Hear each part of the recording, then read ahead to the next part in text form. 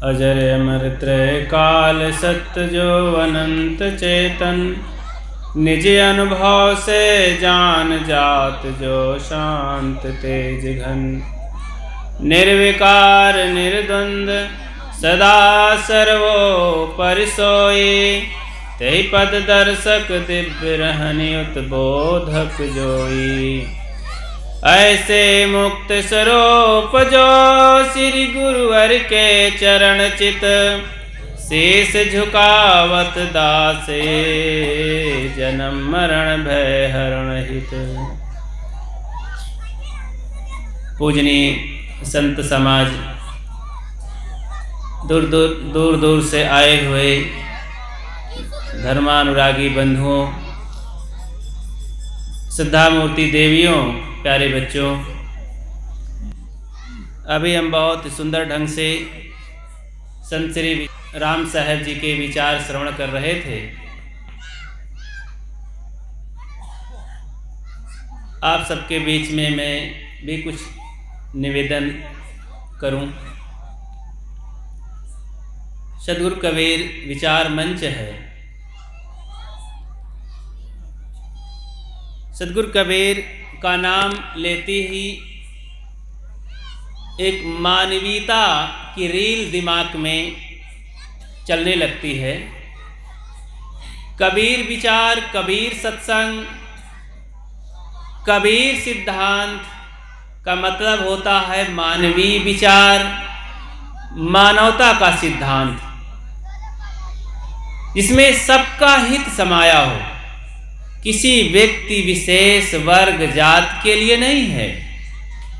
सद्गुरु कबीर मानव जाति को समेटते हुए वे अपनी बातें बताते हैं और उनके विचारों में सबका हित समाया है। सबका बैर विरोध मिट जाता है जो उनके विचारों को चलता है लेकर के। सबके अंदर से ईर्षा राग द्वेष जलन मिट जाती है। लोक और परलोक दोनों सत्यम शिवम सुंदरम हो जाते हैं। वे कहते हैं, गुरु की भेली जीव डरे, काया सींचन हार, कुमति कमाई मन बसे, लाग जुआ की लार। एक साखी है, इसमें 4 तरह के बातें हैं। गुरु की भेली जीव डरे, काया सींचन हार, कुमति कमाई मन बसे, लाग जुआ की लार। गुरु के मीठे मीठे उपदेशों से लोग डरते हैं और शरीर में मन इंद्रियों का ही पोषण करते हैं। कुमति कमाई मन बसे, उनके मन में कुमति की ही कमाई, खराब बुद्धि बसी हुई है। और लाग जुआ की लार, जैसे जुआड़ी अपने सारे धन को हार करके कपड़े लत्ते भी हाथ झाड़ते चल देता है, वैसे ये मनुष्य संसार से पछताते पछताते चल देता है हार करके। बिन डांडे जग डांडिया, सोरठ परिया डांड, बाटन हारे लोभिया गुर से मीठी खाण। बिना दंड के ही लोग दंडित हैं। कोई दंड देने आता है यहां? कोई आपको जुर्माना ठोक रहा है? आप स्वयं दंडित हैं अपने कारनामों से, अपने विचारों से, चाल चलन से। कोई दंड देने वाला नहीं है। अपने कर्म को सुधारोगे भाई, तुम पर जुर्म है न ईश्वर खुदाई। अपने कर्मों को सुधार लेने पर कोई संसार में तुम्हें दुख देने वाला नहीं। कर्म प्रधान विश्व रच राखा, जो जस करहि सो तस फल चाखा। ना काहू कोई सुख दुख दाता, निज कृत कर्म भोग सुन भ्राता। ये रामायण की जान है। इस बात को दिमाग में बैठा लेना चाहिए। हर जगह हीरे मोती हैं, लेकिन लोग घोंघी कंकड़ बटोरना सीख लिए हैं। सभी ग्रंथ हमारे मान्य हैं, बस विचार करना जाने। सदगुरु कबीर कहते हैं, वेद किताब कहाँ किन झूठा, झूठा जो न विचारे। कबीर पोंगरा अल्लाह राम का सो गुरु पीर हमारा। दुनिया के समस्त गणमान्य मनुष्य, चाहे वो मोहम्मद हो, ईसा हो, लाओ जे हो, सुकरात हो, कन्फ्यूशियस हो, और चाहे विवेकानंद हो, और भारत के बाहर इस धरती के कोई भी ज्ञानी मुनि हो, नर नारी हो, जो भी विचारक चिंतक महापुरुष रहे, सब हमारे पूर्वज हैं। राम कृष्ण हो, सब हमारे पूर्वज हैं, पुरखे हैं। उन्होंने रास्ता दिया, विचार करके हम ग्रहण कर लें उनके अच्छे विचारों को। जो अच्छे नहीं लग रहे हैं, आज के समय के परिप्रेक्ष्य में वो अमान्य है, उसे छोड़ देना चाहिए। ऐसे ही समय के परिप्रेक्ष्य में सारे ग्रंथ लिखे गए। कोई ग्रंथ सर्वथा सच्चा नहीं है और कोई ग्रंथ सर्वथा झूठा नहीं है। सब में समय के उपरांत अच्छाइयां और बुराइयां लिख दी गई। समय से हमें विचार करना होगा। एक जमाना ऐसा था कि जब शादी प्रथा नहीं थी, शादी ब्याह कुछ नहीं होता, सब नर नारी छुट्टा होते थे। मातृ सत्ताक वंश था हजारों साल पहले। धीरे धीरे जनता बढ़ी, समय बदला और शादी ब्याह का रस्म बुजुर्गों ने चालू किया कि मर्यादा में जियो सभी नर नारी। ये परंपरा चल पड़ी। ज्ञानी पंडितों ने लिखा शास्त्रों में कि ये बातें कलिवर्ज हैं, कलिकाल में नहीं चलती। बहुत सारी बातें रिजेक्ट कर दी गईं। ज्ञानियों ने लिख दिया, समाज शास्त्रियों ने, फिर समाज शास्त्रियों ने समय से उसे काट दिया कि आज ये नहीं चलने वाला है। नियोग से ही रामायण के और महाभारत के पात्र बहुत हैं। ये पांडव और कौरव में जितने लोग हैं, इसमें देखिए सब नियोग से पैदा किए गए हैं। पांडु को रोग था, बच्चे नहीं पैदा कर सकते थे। कर्ण कहां से आए? ये युधिष्ठिर महाराज, ये सब भाई कहां से आए? दूसरे लोगों से कुंती ने संबंध किया और ये बच्चे पैदा हुए। सब मान्य हैं, सब योद्धा निकले, सब क्षत्रिय कहे जाते हैं, कोई उनको दुत्कारता नहीं है। पहले प्रथा ही थी, तो नियोग प्रथा आज नहीं मान्य है। कोई मानेगा नहीं। तो इस तरह से बहुत सारी बातें समय से छोड़ दी जाती हैं। वैज्ञानिक समय है और देखो बहुत से जीवन निर्वाह के साधन पहले छोड़ दिए गए, आज सब बदल गए हैं। भाषाएं बदलती हैं, पहले की भाषा आज नहीं रह गई है। बोलचाल में सब बदल गया है। आज इंग्लिश का कितना समावेश है, वो भी तमाम विदेशी इंग्लिश है। रस्मों रिवाज, रहन सहन, पहनाव ओढ़ाव, खान पान, उठना बैठना, घर द्वार सब बदल गया है। केवल आपके देवी देवता नहीं बदल पा रहे हैं, केवल मान्यताएं नहीं बदल रही हैं, दुर्गुण नहीं बदल रहे हैं, आपके अंदर शांति नहीं आ रही है। सब कुछ हो रहा इस तरक्की के जमाने में, मगर क्या गजब है, आदमी इंसान नहीं होता। रोशनी कोर्ट कीलों में है, रोशनी फैक्ट्री और मिलों में है, रोशनी खूब महफिलों में है, पर अंधेला सभी दिलों में है। सबके दिल में अंधेला छाया हुआ है, टटोल रहे हैं, दिखाई नहीं दे रहा है, केवल दुख बटोर रहे हैं। दुख गुरु की भेली जीव डरे, क्योंकि हमने सच्चे शोधक विचारकों के पास नहीं गए, नहीं बैठे, नहीं लगे। रामायण में सुने कि भक्तिहीन नर सो हैं कैसे, बिन जलवारिद देखिए जैसे, अथवा कह लो बिना नमक बहु व्यंजन जैसे। तो लगा कि अरे भाई भक्त होना चाहिए, गुरु करना चाहिए। तो चले गए गुरु करने। गुरु कैसा कर लिए? गुरु ऐसा कर लिए कि जो गोरु है, गुरु गोरु गोरुआ सदगुरु, इनमें विचार करना होगा। असली नकली फसली दखली इन धार्मिकों में भरे पड़े हैं, पहचान करना होगा। इसके लिए सदगुरु कबीर कहते हैं, तुम कहते कागज की लेखी, मैं कहता आंखन की देखी, तेरा मेरा मनवा कैसे नेक होई रे। तुम कागज की लेखी कहते हो, सुनी सुनाई बात में पड़े हो, मैं तो भाई आंखन देखी बात करता हूं, विचार करता हूं, तब मानता हूं।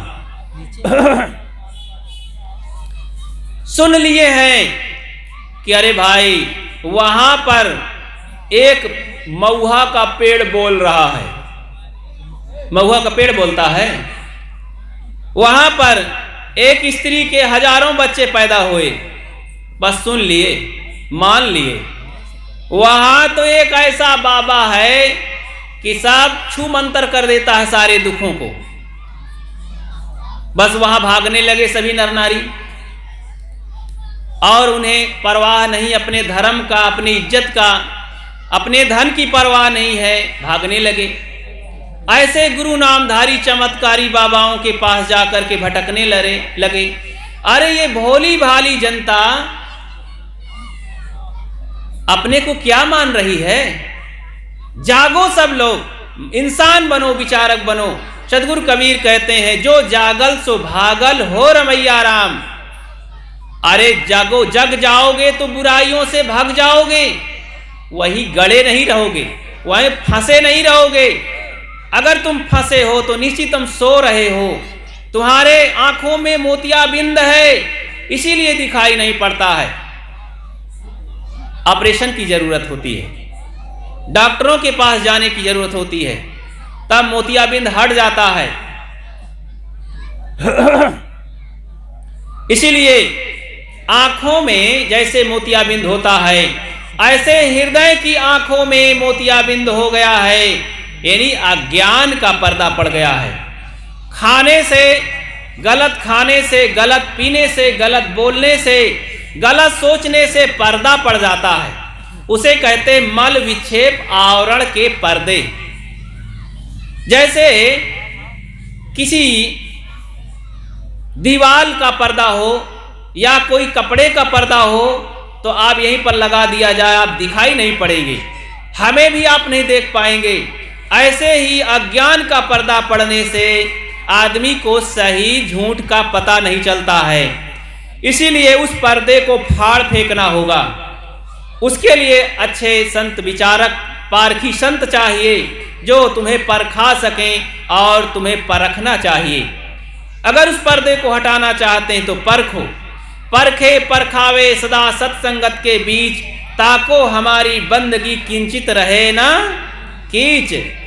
परखो और परखाओ, सत्संग के बीच में आकर के विचारक बनो, लड़ो झगड़ो नहीं। सत्संग में कहीं कहीं सत्संग के नाम पर लोग लड़ाई झगड़ा कर देते हैं, बदकही करते हैं, फालतू विवाद कर लेते हैं, मन मुटाव कर लेते हैं। क्या सत्संग तुम्हें यही सिखाता है? सदगुरु कबीर कहते हैं, अरे भाई एक कहे दूसरा सुने, वो ज्ञानी है, और दोनों झगड़ते हैं तो दोनों अज्ञानी हैं। तो वहां पर गंभीरता से धैर्य धारण करके सुने और सुनावे। जो बात समझ में नहीं आती है उसको कोई विशेष गुरुजनों से पूछें। आप लड़ झगड़ करके क्या पाएंगे? कबीर के बारे में झगड़ रहे हैं कबीरपंथी, राम कृष्ण के बारे में राम और कृष्ण के उपासक झगड़ रहे हैं। नाना प्रकार की बातों में लोग झगड़ना सीख लिए हैं। जितना ज्ञान है आपके पास उतना आचरण करना सीखें। आप जाकर के विचारक संतों के दर्शन करें, बैठें। उनके मुख से जो निकलता है आप उसमें छानबीन कर लें। आपके पास प्रकृति ने विचार की शक्ति दी है, आँख की शक्ति दी है, इंद्रियां हैं, उसका सही उपयोग करें। आँखों से देखें। अगर वो जिन्हें आप संत के दर्शन गए हैं देख करने, तो दर्शन में आप देख रहे हैं कि महाराज जी पान सुपारी खा के मुख लाल किए हैं। पहली बात तो ये दर्शन में देख लें। फिर देख लें कि महाराज जी का विचार कैसा है, उनकी वाणी कैसी है। तो आप उनसे कुछ ग्रहण करना चाहते हैं तो सोच लें क्या वो ग्रहण करने लायक हैं। कुछ बातें उनकी अच्छी हैं कि अरे भाई वो तो गड़बड़ झाला दिखाई पड़ते हैं, लेकिन उसमें कुछ अच्छाइयाँ भी हैं। अच्छाई आप ले लें। इस तरह से जहाँ जहाँ आप जाएं अच्छाई ग्रहण करें तो आपके पास अच्छा अच्छा माल का ढेर हो जाएगा। कौड़ी कौड़ी जोर के पूंजी लक्ष्य करोड़। करोड़पति कैसे बना जाता है? कोई रखा है ढेर क्या? अरे एक एक पैसा जोड़ करके आप बचा बचा करके करोड़पति लखपति बनते हैं, धनवान बनते हैं। इसी तरह आप शांति को पाना चाहते हैं, मुक्ति को पाना चाहते हैं, सतलोक जाना चाहते हैं, तो एक एक सच्चाई को ग्रहण करना होगा, धैर्य धारण करना होगा, अपने काम क्रोध लोभ मोह सारे दुर्गुणों को मार भगाना होगा। ये सब करने के लिए कोई भगवान आएगा क्या करने? जिम्मेदारी लो, संकल्प लो कि मैं इस काम को करके दिखाऊंगा। ये माताएं बहनें, ये भाई लोग, जवान लोग, बूढ़े लोग ये सोचें कि जिंदगी खिसक रही है, बहुत तेजी से जिंदगी भाग रही है। कब सुधरेंगे? अब सुधरेंगे, तब सुधरेंगे। जिंदगी बिगड़ रही है, मौत के कगार में जा रहे हैं। इस तरह से जीवन बिगड़ता जाता है। एक सज्जन थे, थोड़ा धनवान हो गए थे। रात को चोर आ गए। चोर आ गए तो सेंध मारने लगे, दीवार काटने लगे। तो घर की सेठाइन थी, उसने जाना कि अरे लगता है चोर आ गए। अपने पति को, सेठ को कहने लगी, सेठ जी जरा देखिए तो चोर आ गए लगता है। सेठ ने कहा चुप रहो चुप रहो, मैं देख रहा हूं जान रहा हूं, देख रहा हूं जान रहा हूं। तो सेठाइन सोची कि मर्दवा है कोई, और शायद कोई युक्ति लगाते होंगे चोरों को भगाने के लिए। मैं स्त्री होकर के क्या करूं, चुपचाप बैठी रहूं, अगवाना ठीक नहीं है। कुछ देर के बाद चोर अंदर आ गए, धन सब बटोरने लगे, खोजने लगे, अटैची पेटी झाड़ने लगे। तो सेठाइन ने कहा कि अरे अब तो गड़बड़ हो गया, सारा माल टाल जो मैं जोड़ जुहा करके रखी थी वो सब उठाए ले जा रहे हैं, तो ठीक नहीं है। उसने कहा अरे सेठ जी क्या कर रहे हैं? कहीं चुप रहो, मैं देख रहा हूं जान रहा हूं। इतने में चोर समेट करके सेंध से निकल गए। तब कहते हैं अरे सेठ जी चोर तो भागे जा रहे हैं। तब सेठ जी उठते हैं और उठ करके राइफल के पास जाते हैं, चल 75,000 की राइफल।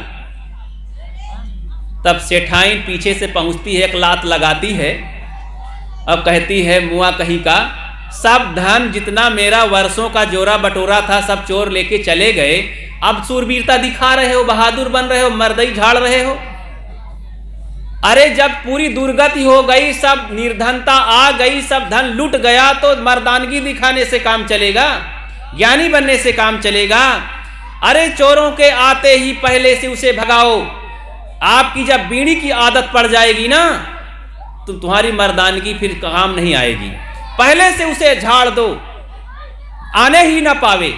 पहले से चौकसी रखो। जब आप शराबी बन जाओगे, जब आप अंडाखोर बन जाओगे, तुम्हारे बच्चे बिगड़ जाएंगे, तब मर्दई झाड़ने से काम नहीं चलेगा कि बच्चा मेरे इज्जत में दाग लगा दिया। तू पहले से दाग लगने ना पावे, पहले से बचाओ अपने बच्चों को, पहले से अपने जीवन को बचाओ, नहीं दाग लग जाएगा, आप कुछ कर नहीं पाओगे। इतनी तेजी से दुनिया बदल रही है, होश में आ नहीं रहे हैं। आप ठंडे बैसे हैं, केवल ये स्कूली विद्या काम नहीं देगी मेरे बंधुओं, जागो सब लोग। केवल आप धन से जाग रहे हैं, केवल काकारा और इंग्लिश उर्दू में जाग रहे हैं, संस्कारों को जागो। जिनके जीवन में संस्कार नहीं है, यही लड़की लड़का पढ़ लिख करके और शराबी कबाबी कुकर्मी हो जाएंगे, चरित्रहीन हो जाएंगे। शादी करके ससुराल जाएंगे जब ये लड़कियां, तो घर फोड़ देंगी, घर को नरक कर देंगी, सास को और ससुर को भी गला दबा देंगी। यही बच्चे जब शादी करके पढ़ लिख करके बड़े हो जाएंगे, पत्नी लेकर के परदेश चले जाएंगे, तुम्हें भूखा रूखा घर में मरने के लिए छोड़ देंगे। इसीलिए अच्छे संस्कारी बनो। यही बच्चे पढ़ लिख करके शराब और बियर पिएंगे, अंडा कहेंगे शाकाहारी है, संडे हो या मंडे रोज खाओ अंडे। तब क्या करोगे फिर? तुम्हारी बुद्धि फेल हो जाएगी। इसलिए जी जान लगा करके काम करो, ढीले ढाले नहीं। आपकी संपत्ति लेने के लिए तैयार हैं, आपने पूरी जिंदगी लगा दी अपने लड़की लड़कों के लिए, तो और थोड़ा जोश से लगो। सब ले लेंगे आपका धन संपत्ति। आपने धर्म नहीं किया, दान नहीं किया, सत्संग नहीं किया। क्यों? कि मेरे बच्चे धनवान हो जाएं, मेरे बच्चे सुखी हो जाएं, मेरे बच्चे कमी ना रहे और इनकी जिंदगी बन जाए। लेकिन वही बच्चे आपको गड्ढे में सड़ने के लिए डाल देंगे। क्यों? क्योंकि आपने संभाला नहीं, आपने संस्कारी नहीं बनाया। एक बात और, संभालते संभालते भी ये बच्चे बिगड़ जाएंगे कभी कभी, क्योंकि पूर्व जन्मों का ये संस्कार लेकर आए हैं। संभालने पर भी वो अभागे नहीं मानेंगे, गड्ढे में गिर जाएंगे, कुकर्मी हो जाएंगे। तब आप क्या करेंगे? इसके लिए आप अपने पास धर्म की पूंजी इकट्ठा करें, निर्मोहता रखें, विचार रखें, धैर्य रखें, घबराएं नहीं। अगर आपके पास धैर्य नहीं होगा, संतों ज्ञानियों के ज्ञान की पूंजी नहीं होगी ना, तो आप जहर खा के मर जाएंगे, कुआं में गिर जाएंगे, फांसी लगा लेंगे। क्योंकि आपके अंदर धैर्य नहीं होगा कि क्या कहें, मैं किसको मुख दिखाऊंगा। देखो सबसे बड़ा बहादुर केस, अभी आपके प्रयाग में एक महान संत नरेंद्र गिरि जी महाराज, उनका जो जैसा भी मामला हो, लेकिन अभी तक जो रिजल्ट आया कि मेरे विषय में मेरे शिष्य ने जरा चरित्रहीनता का दाग लगाने वाले हैं और वीडियो बनाने वाले हैं, समाज में मेरा फजीहत हो जाएगी। तो इस शर्म के मारे कि मैं बचूं तो कैसे बचूं, ये झूठा केस मैं सह नहीं पाऊंगा, मेरी साधुता में दाग लग जाएगा, इसीलिए मैं गला घोट कर मर जाता हूं। उन्हें सुसाइड कर लिया। ये उनके नोट, सुसाइड नोट में लिख करके उन्होंने ऐसा वे लिखे कि दूसरा लिखे, वो मामला अलग है। क्या षड्यंत्र है, अभी तक मीडिया सीआईबी जांच चल रही है। लेकिन अगर उन्होंने ऐसा करके अपने को सुसाइड किया तो महान एक तरह की कमजोरी है, धैर्य करके सहना है। तथागत बुद्ध ने सहा, सदगुरु कबीर ने सहा, लाओ त्से, सुकरात, कन्फ्यूशियस, दुनिया के सभी गणमान्य पुरुषों ने सहा। जहर पी करके वो समाज के सामने ये चैलेंज दिया कि हम सच्चाई से डिग नहीं सकते, हम जहर खा के मर जाएंगे। सुकरात को जहर दिया गया, लाओ त्से चले गए जंगल में और कन्फ्यूशियस शरीर छोड़ दिए, कबीर को सताया गया, मीरा को जहर दिया गया, लेकिन शर्माए नहीं। गांधी जी को गोली मारी गई, गोली मारने वाले मर गए, जहर देने वाले सड़ गए, कोई नाम लेने वाला नहीं। लेकिन ये मरने वाले तो अमर हो गए, हजारों साल के बाद भी आज हृदय में बसे हुए हैं। याद करके आंसू आ जाते हैं, हृदय भर जाता है और हम उनको सिर झुकाने के लिए मजबूर हैं। बंधुओं, सच्चाई में आप मर भी जाएंगे तो आप मरेंगे नहीं, अमर हो जाएंगे। इसलिए सच्चाई के पथ पर मरने के लिए तैयार रहें, घबराएं नहीं। लोग सच्चाई को छोड़ करके जीना चाहते हैं, इसलिए सच्चे पथ पर चलें। गुरु की भेली जीव डरे, गुरु के मीठे मीठे ज्ञान वर्धक कल्याणकारी वचनों से लोग भागते हैं। और अभी नाच सिनेमा होता ना तो पूरा गांव गौसपुर टूट पड़ता, तो गंगा का किनारा कम पड़ जाता।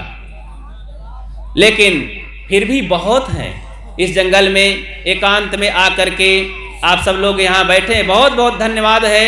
बहुत बड़ी भीड़ है और हमारे संत श्री प्रेम साहब जी यहाँ आकर के कितना परिश्रम करके देखो, अकेले कुछ साथियों को लेकर के भक्तों के सहयोग से सब कार्यक्रम संपन्न कर रहे हैं। बहुत सुंदर उनका परिश्रम है, उनको बहुत बहुत संतों की ओर से धन्यवाद है, बार बार उनको प्रणाम बंदगी है। आप सब उनके लिए ताली बजाकर स्वागत करें। बहुत बढ़िया, ये खुशी का इजहार है।